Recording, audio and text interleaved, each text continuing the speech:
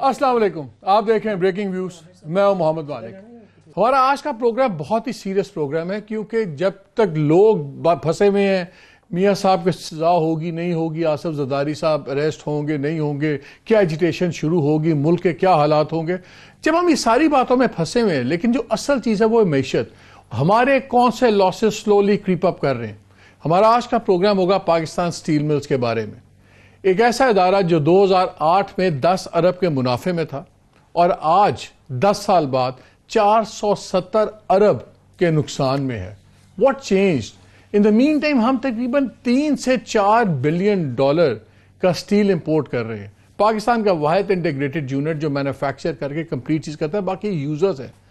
बहुत लोगों ने इस पर तकरीरें की, भी हम सारी आपसे शेयर करेंगे, लेकिन अभी तक 4 माह हो गए हैं, नई गवर्नमेंट भी बन गई है और इस गवर्नमेंट के जब से गवर्नमेंट बनी है पीटीआई की, तकरीबन 13 से 15 अरब और ऐड हो गया हुआ है इन लॉसेस के अंदर।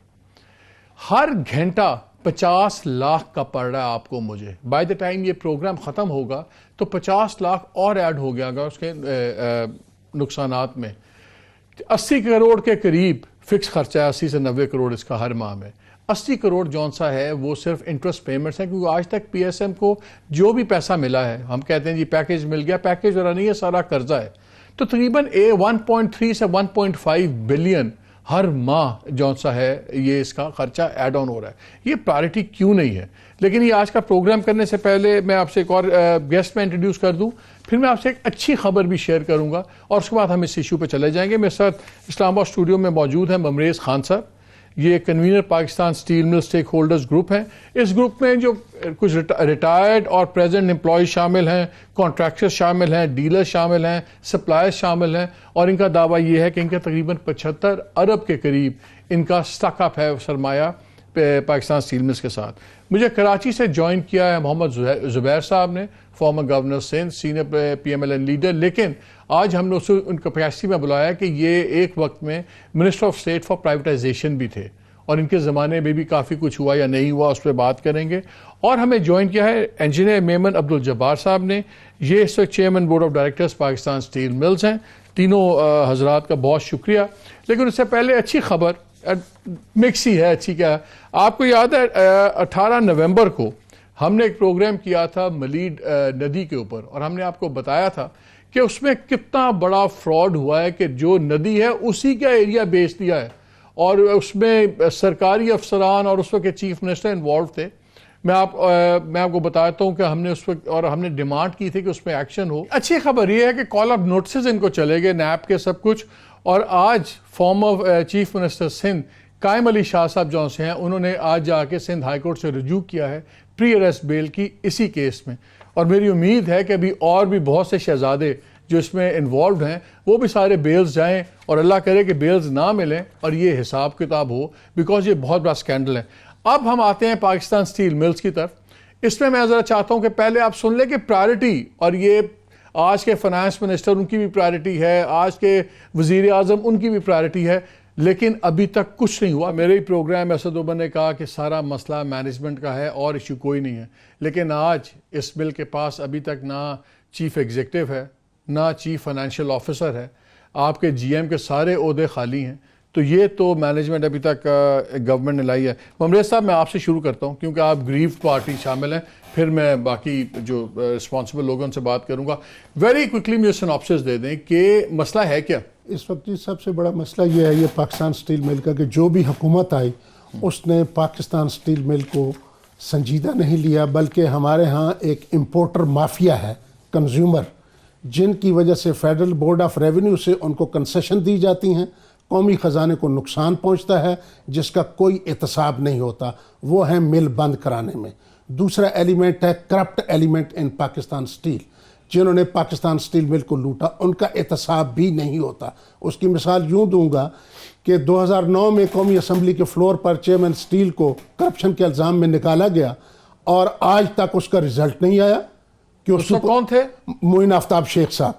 और सुप्रीम कोर्ट ने सुओ मोटो नोटिस, जमाने में करीबन 26 अरब रुपए का नुकसान हुआ जी, ऑडिटेड अकाउंट में 26 अरब, मगर वो 15 महीने रहे और 15 महीने की रिपोर्ट कहीं नहीं है।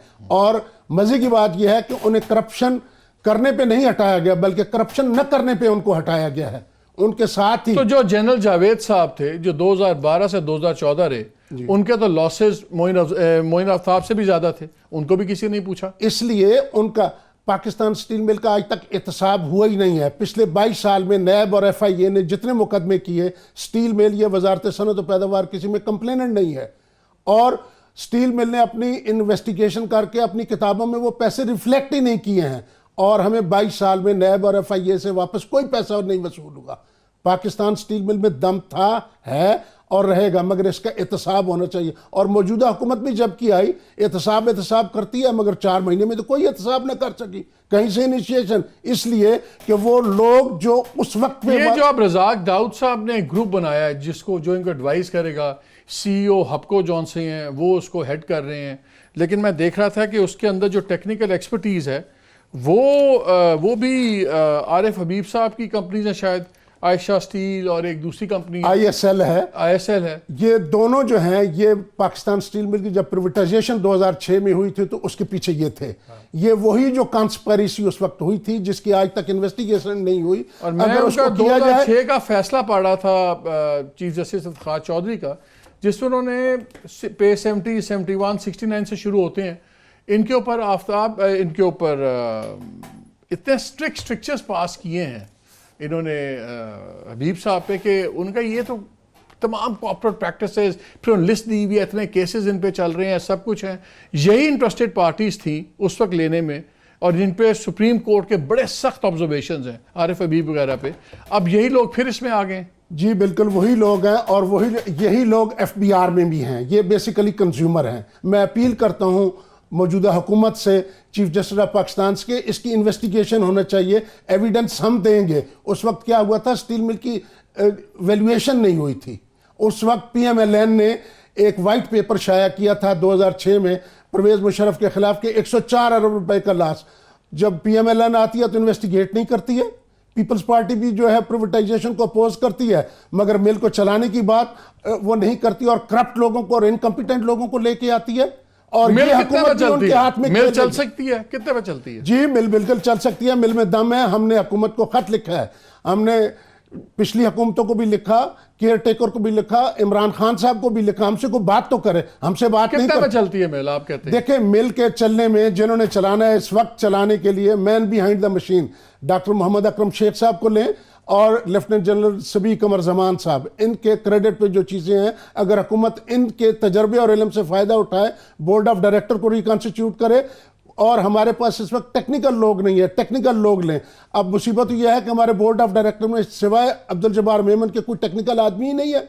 अब वो क्या करेगा? एक मेंबर है, ही कांट डू एनीथिंग, वो कोई फैसला नहीं ले सकता। उन्होंने खत लिखा कि हमारा CO लगाएं, CFO लगाएं, इस हुकूमत ने उस पर तवज्जो नहीं दी है और हमारे किसी खत का जवाब नहीं दिया। रजाक दाऊद साहब कराची जाते हैं, 1.5 घंटा रहते हैं, वहां से जो बोर्ड उनको प्रपोज करता है कि ये 5 एक्शन ले, आज तक वो नहीं लिया। और हबको के पास कैसे चले जाए? उसका तो मेटलर्जिकल इंडस्ट्री का कोई जो है बैकग्राउंड ही नहीं है।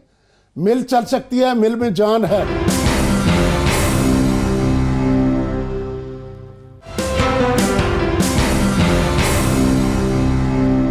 जुबैर साहब, आपने बातें सुनी सारी, आप खुद वेरी क्लोजली आप इन्वॉल्व रहे प्राइवेटाइजेशन के प्रोसेस से, फिर PSM के, you know it inside out and everything. 2 सवाल मेरे हैं। जब आप लोग भी आए, आपसे पहले लॉसेस एक्यूमुलेट हुए थे, पीपल्स पार्टी के दौर के लॉसेस थे, आप लोगों ने कोई भी परफॉर्मेंस ऑडिट क्यों नहीं करवाया? ना बोर्ड का, ना किसी CEO का, ना किसी चेयरमैन ऑफ द बोर्ड का। आपने भी उसी चीज़ को आगे किया। फिर जो आप लोगों ने लगाया, जनरल जावेद को लगाया, वो भी let's say it's a bad story, या कंटिन्यू किया 2014 तक? आपकी गवर्नमेंट में थे तो सही, लगे तो 2012 में थे, लेकिन उन्होंने भी आपकी गवर्नमेंट में कंटिन्यू किया, उनसे भी आपने सवालात कोई नहीं पूछे?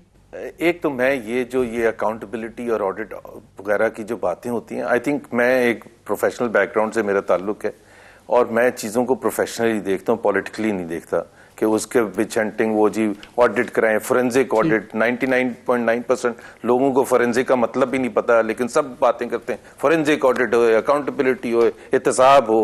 भाई पहली सबसे ज्यादा इंपॉर्टेंट चीज है कि मिल कैसे रिवाइव होगी और हुआ क्या है। चलें, Zubair, let me use another word. जी, परफॉर्मेंस, आप केपीआईज, तो आप कॉर्पोरेट वर्ल्ड के हैं, Absolutely. केपीआईज में बिलीव करते हैं, परफॉर्मेंस ऑडिट में बिलीव करते हैं, चले आप उसको अकाउंटेबिलिटी छोड़ दें, परफॉर्मेंस ऑडिट करवा लेते आप लोग।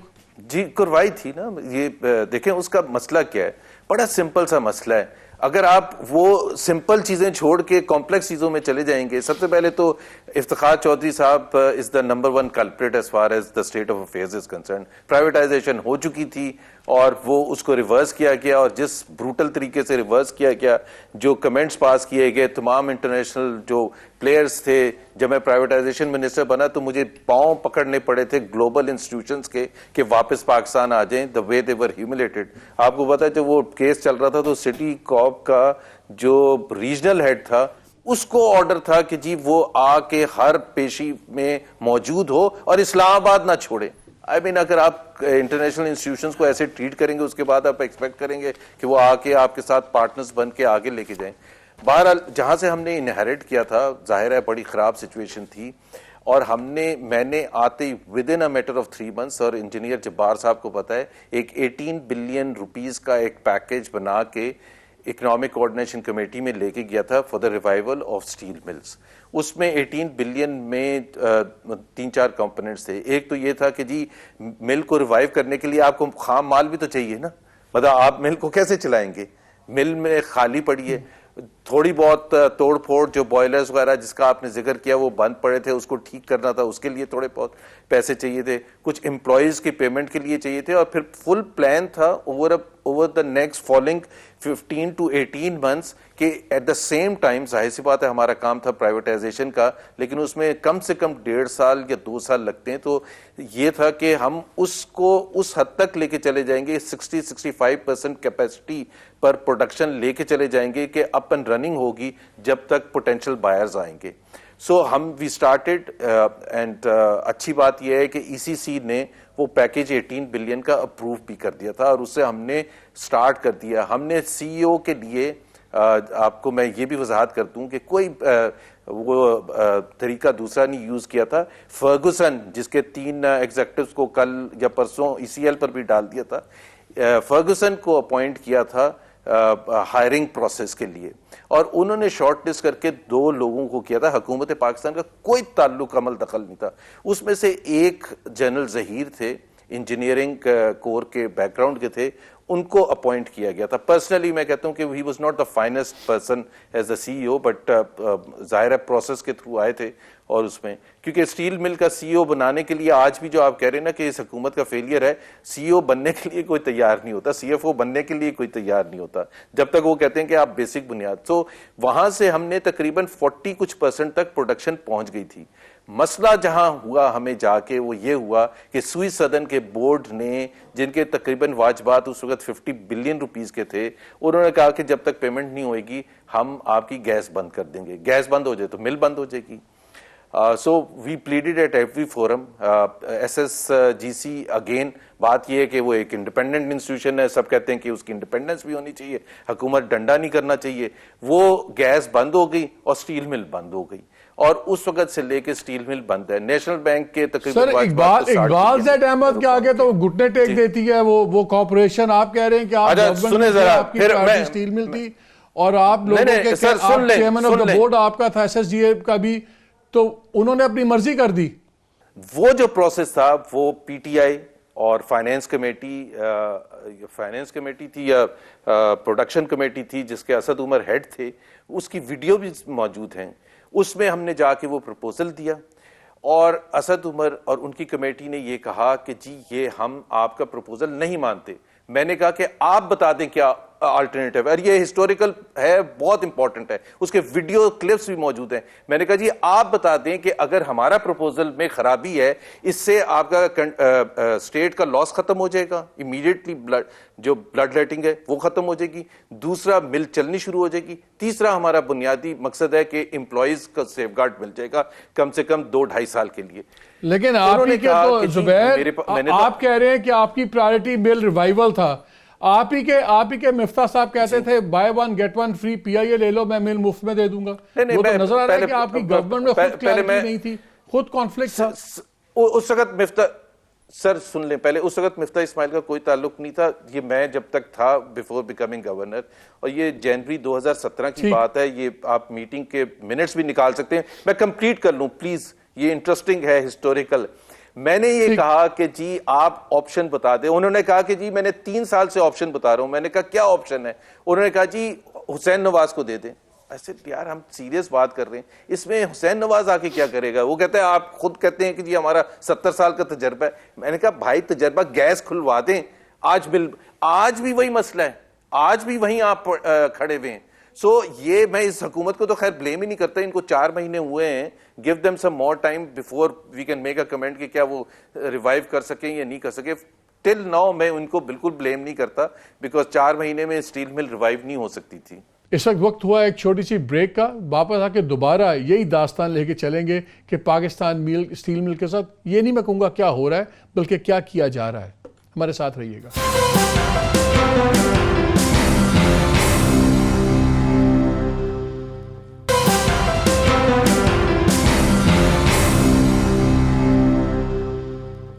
Welcome back to the show. Engineer M A Jabbar साहब, 2 सवाल मैं पहले आपसे कर लूँ।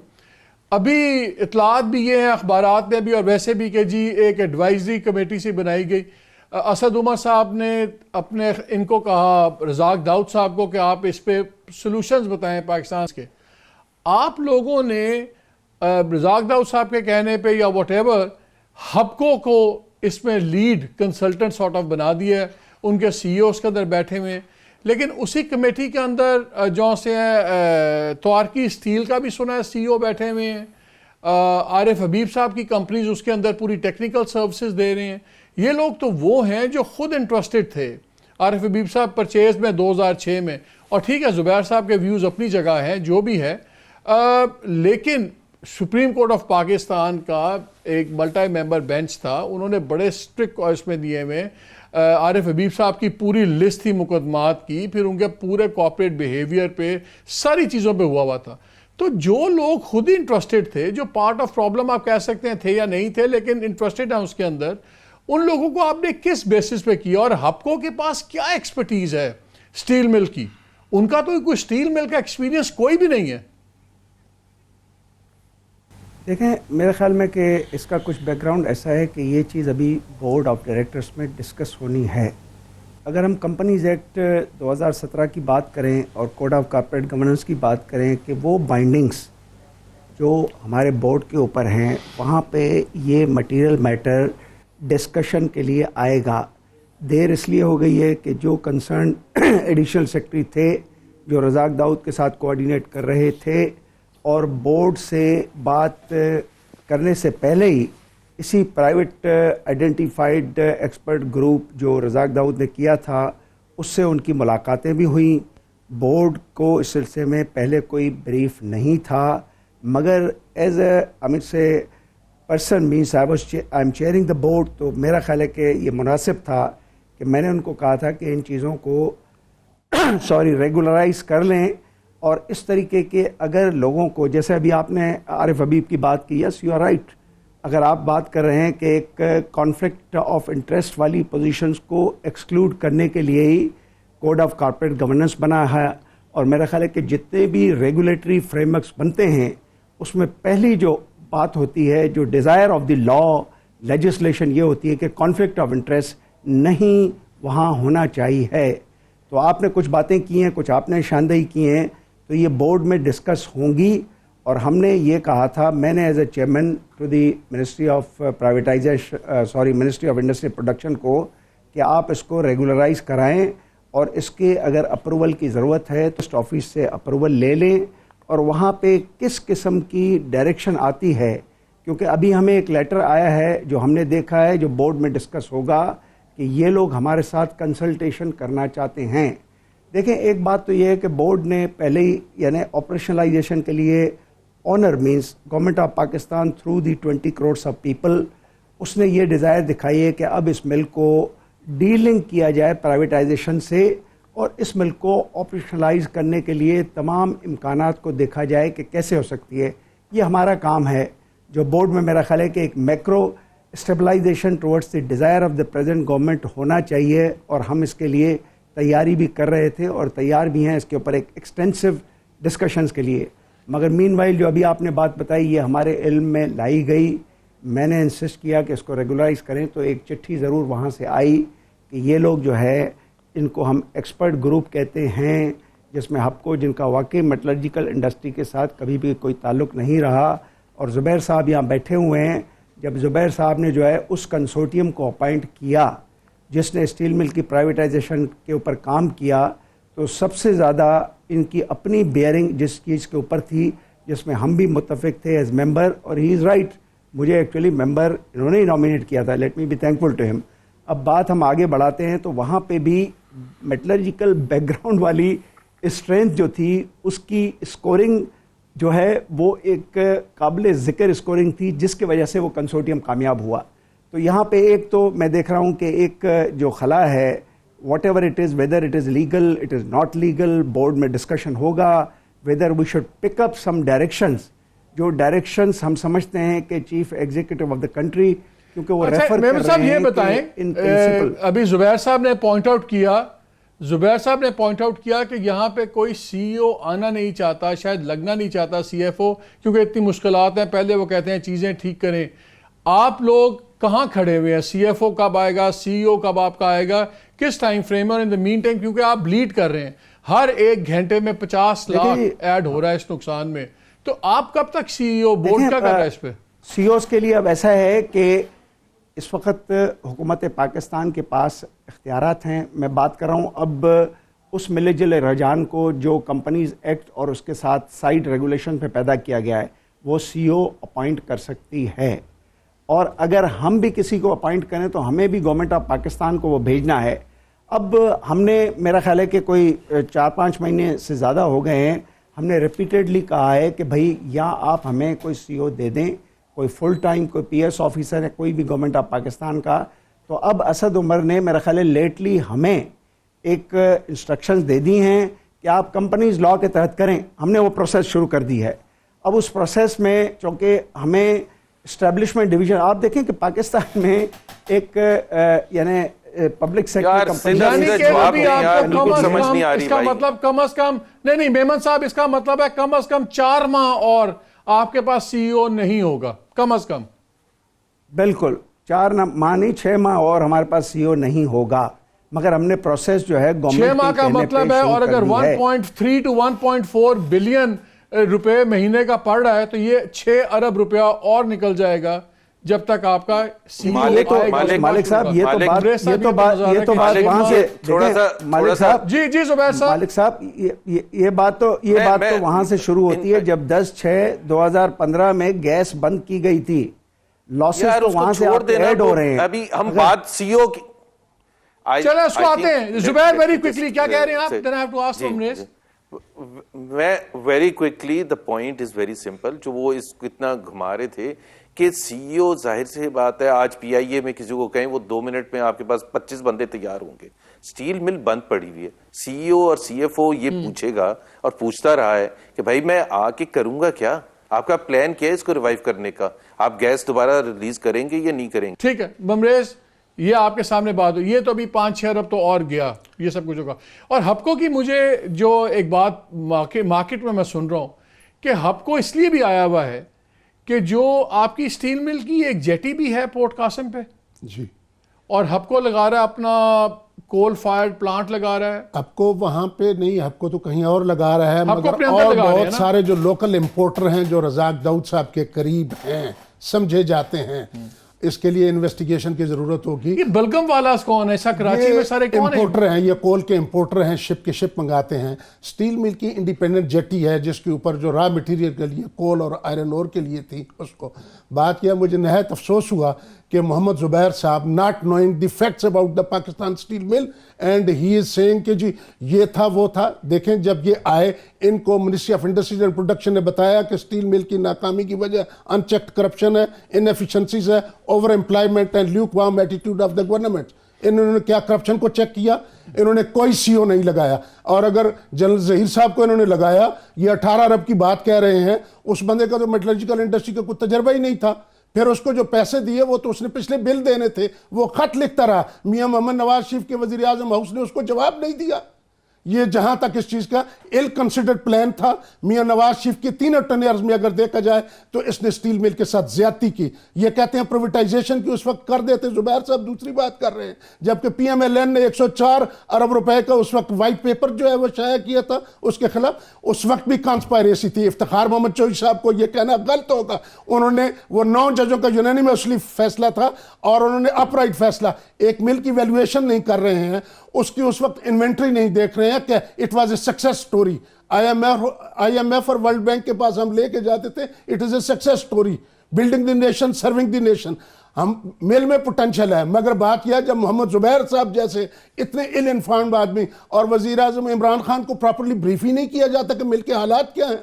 जहां तक अब्दुल जब्बार मेमन साहब की बात है, ये अकेला आदमी है जो मेटलर्जी को जानता है, वहां बोर्ड मेंबर का मेजॉरिटी से फैसला होता है। आज भी लोग आने को तैयार, FIA और नैब की वजह से लोग नहीं जाते। आप भी जाने वाले चेयरमैन को पढ़ गए हैं, सिटिंग चेयरमैन की आप भी तारीफ कर रहे हैं, आप भी मसलत कर रहे हैं ना? नहीं, मैं मसलत नहीं कर रहा, मैं ये कह रहा हूं कि ये बंदा अपनी पूरी बात है। इन्होंने खत लिखा जरूर CFO और इसके लिए मैं ये अपील करता हूं कि बोर्ड ऑफ डायरेक्टर को रिकॉन्स्टिट्यूट किया जाए। वो बंदा जो मेटलर्जिकल इंडस्ट्री के फंक्शन को, one man can't do anything, there are 12 members, 12 member हैं, 12 मेंबर में से कुछ गवर्नमेंट के होते हैं, कुछ प्राइवेट। चले, मैं जुबैर साहब की आपने बात की। जुबैर वो कह रहे हैं कि आप जब आए आपको इन्फॉर्म किया, आपने क्यों नहीं कोई करप्शन के ऊपर देखा, आपने क्यों नहीं CEO लगाया, आपने तो एक रनिंग कंसर्न तो मिला था आप लोगों को? जी बिल्कुल सही बात है, रनिंग नहीं मिला था, बंद पड़ी थी उस वक्त, 1% 2% पर चल रही थी वो, तो that was a token thing. लेकिन जहां तक ताल्लुक है करप्शन को रोकने का, देखें आप जब मैनेजमेंट लगाते हैं तो आप उनको तमाम इख्तियारात देते हैं। आप एट द कैबिनेट लेवल नहीं बैठ के जाके आप चेक एंड बैलेंसेस करते।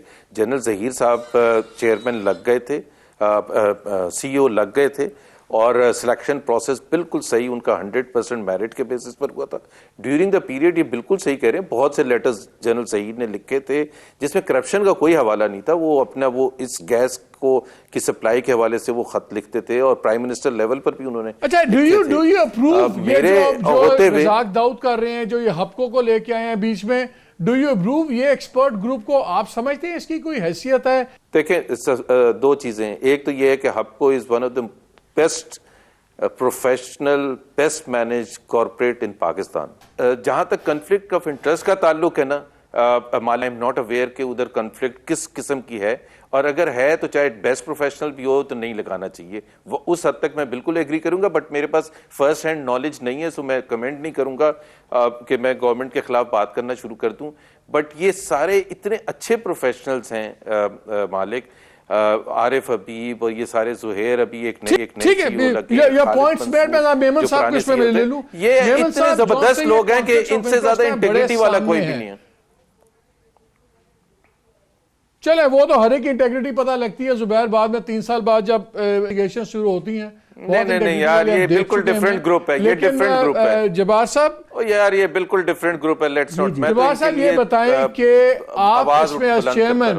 आप इसमें as chairman are you putting your foot down, जिसको कहते हैं अंग्रेजी में, कि कोई ये कॉन्फ्लिक्ट इंटरेस्ट वाले लोग, ये ग्रुप इसमें नहीं होंगे, और अगर ये जो प्रपोजल बननी है, क्या ये प्रपोजल आपकी तरफ से और आपके कोई सेटअप किए हुए एडवाइजरी ग्रुप से नहीं आनी चाहिए? चेयरमैन ऑफ द बोर्ड आप हैं, आप लोगों का डायरेक्ट रिस्पॉन्सिबिलिटी है। लग ये रहा है कि आपको पता नहीं है, आप खुद कह रहे हैं कि ये लोग पॉइंट कर दिए गए।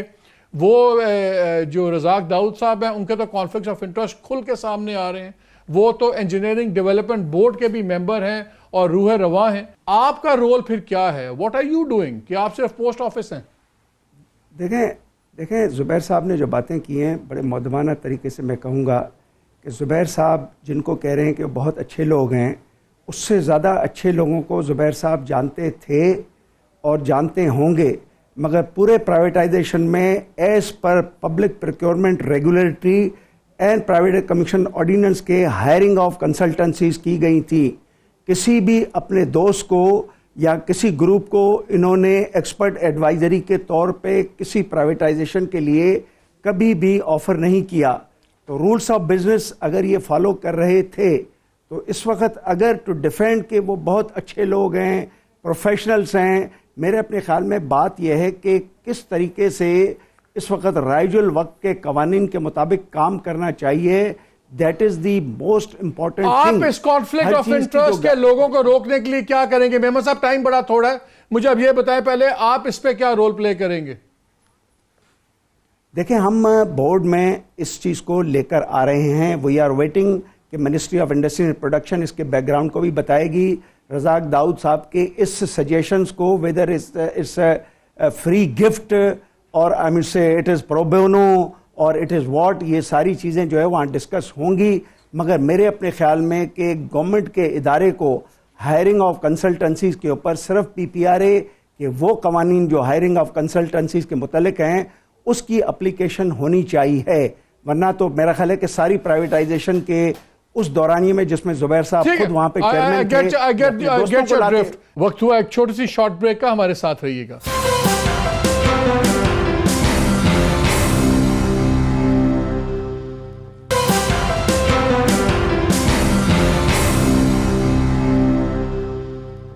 Welcome back to the show. Mumrez साहब, ये बताएं कि ये सिचुएशन आपके सामने है, अभी बिलियंस के नुकसान और होंगे, ठीक है, टेक्निकल अपनी चीज़ें ये हैं, आपके ख्याल में अब होगा क्या? गवर्नमेंट की तो मुझे अभी तक कंफ्यूजन नज़र आ रही है, या ओपन रज़ाक दाऊद एंड कंपनी का तो मुझे एक ओपन नेपोटिज्म सा नज़र आ रहा है, और बड़ी केयरफुली बात कर रहे हैं चेयरमैन साहब, लेकिन नज़र आता है कि वो भी इससे एग्रीमेंट में नहीं है, उनको एतराज़ है कि ये गलत तरीका है। जी जी। तो फिर ठीक कौन करेगा? देखिए जी, ठीक हुकूमत ही करेगी, और अगर हुकूमत नहीं कुछ कर सकती हमसे बात करे, हमारे पास हल है। आज बोर्ड ऑफ डायरेक्टर को डिसॉल्व करें, रिकॉन्स्टिट्यूट करने के लिए कोई इश्तहार नहीं देना पड़ता। गवर्नमेंट बोर्ड ऑफ डायरेक्टर को रिकॉन्स्टिट्यूट करे, उनके चेयरमैन में मतलब उन लोगों जिनका मैंने नाम लिया उन लोगों से कंसल्ट करें जो लोग मेटलर्जिकल इंडस्ट्री को जानते हैं। एक सेकंड, नहीं, इससे मेटलर्जिकल इंडस्ट्री से ज्यादा हमें यहाँ बिजनेस समझने की लोग हैं जो कॉर्पोरेट प्रैक्टिसेस को जानते हैं, बिकॉज उन्होंने मिल नहीं बनानी, उन्होंने मिल चलानी है।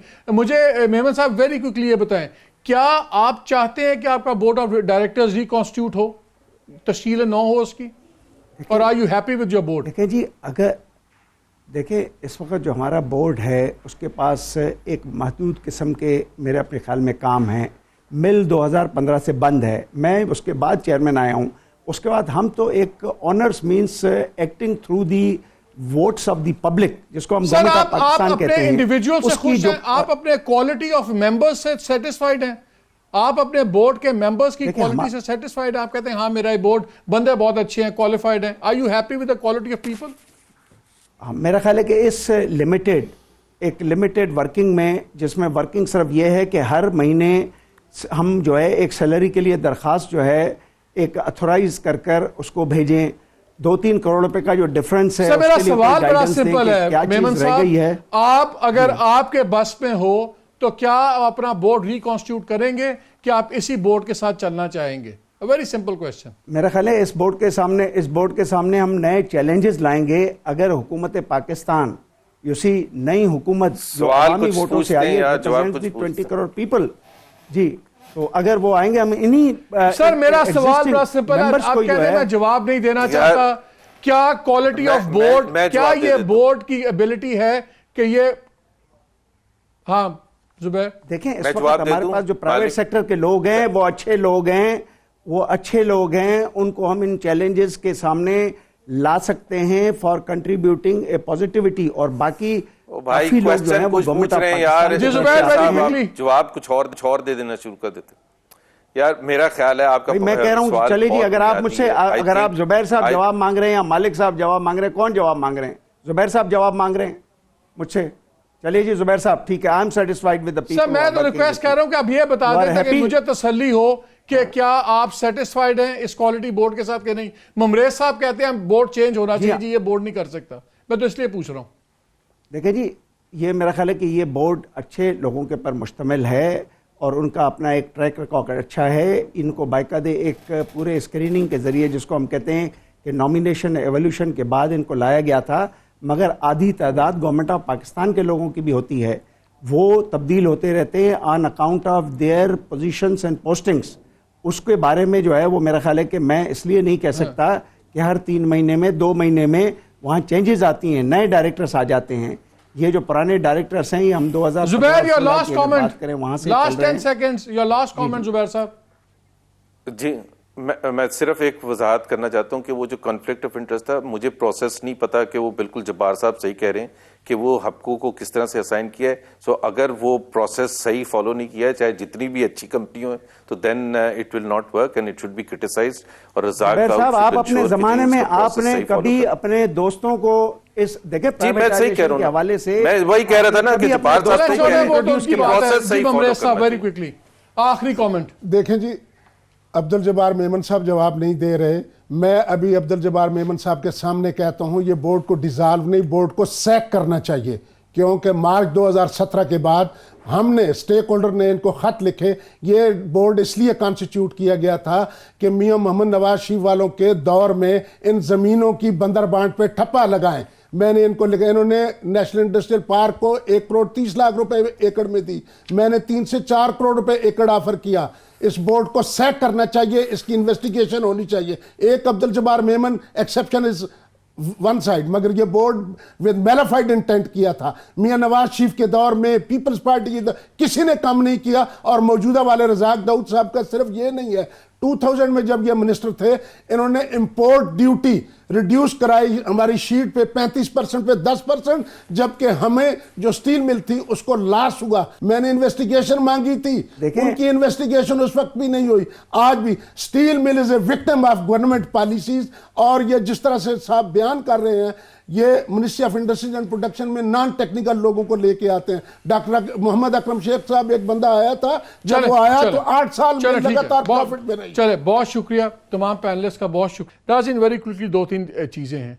एक तो यह कि गवर्नमेंट को इसको अपनी टॉप प्रायोरिटी बनाना चाहिए, बिकॉज बाय द टाइम ये प्रोग्राम ख़त्म हुआ है 50 लाख आपकी मेरी टैक्स पेयर की जेब से और इधर चला गया है। और जिस तरह अभी चेयरमैन ऑफ द बोर्ड ने कहा, नज़र आ रहा है कि अगले 6 माह कम अज़ कम मैनेजमेंट नहीं आएगी। दैट मीन्स अनदर 6-7 बिलियन और ये छोटे नहीं हैं। फिर conflict of interest Razak Dawood साहब के, जैसे ममरेज साहब ने बताया कि इन्होंने उस वक्त भी अगर ड्यूटी कम करवाई allegedly to benefit his own company. आज जौन से वो लोगों को एक्सपर्ट ग्रुप लाए हैं जो हवा में से बना लिया, out of without any rules, without any deep thought, वो आपने बना दिया है जिसमें क्लियर कॉन्फ्लिक्ट ऑफ इंटरेस्ट है। इसको government needs to look at it very clearly. और मेरा ख्याल है कि जौन सा एक परफॉर्मेंस ऑडिट ज़रूर होना चाहिए बोर्ड्स का पिछले 10 साल का, क्योंकि 8 अरब मुनाफे वाली कंपनी जब 470 अरब के नुकसान में जाती है, जबकि बाकी इकॉनमी भी ठीक चल रही है, स्टील भी ठीक चल रहा है, तो फिर ये एक्सीडेंटल नहीं है, ये इनकॉम्पिटेंस से ज़्यादा ये क्रिमिनलिटी है। ये कोई छोटा स्विंग नहीं है। 8 अरब मुनाफे से 470 अरब नुकसान, ये इंक्वायरी होनी चाहिए। ये जो आपके लोग रहे हैं, जिस तरह मोइन आफ्ताब शेख साहब हैं, जनरल जावेद हैं, जनरल ज़हीर हैं, इनको बुलाना चाहिए और इनकी थॉरो प्रोब होनी चाहिए, इनका परफॉर्मेंस ऑडिट होना चाहिए, क्योंकि पाकिस्तान स्टील करप्शन की एक स्टर्लिंग एग्जाम्पल है। अरबों का नुकसान हो रहा है, होता रहेगा और आगे भी चलेगा। बातों से बात नहीं बनेगी। लेट्स होप कि जो सी अकाउंटेबिलिटी है, अगर जैसे जुबैर साहब कहते हैं अकाउंटेबिलिटी का वर्ड सख्त है, मैं कहता हूँ परफॉर्मेंस रिव्यू कीजिए, लेकिन इस पे जवाबात चाहिए। इजाज़त दीजिए, अल्लाह हाफ़िज़।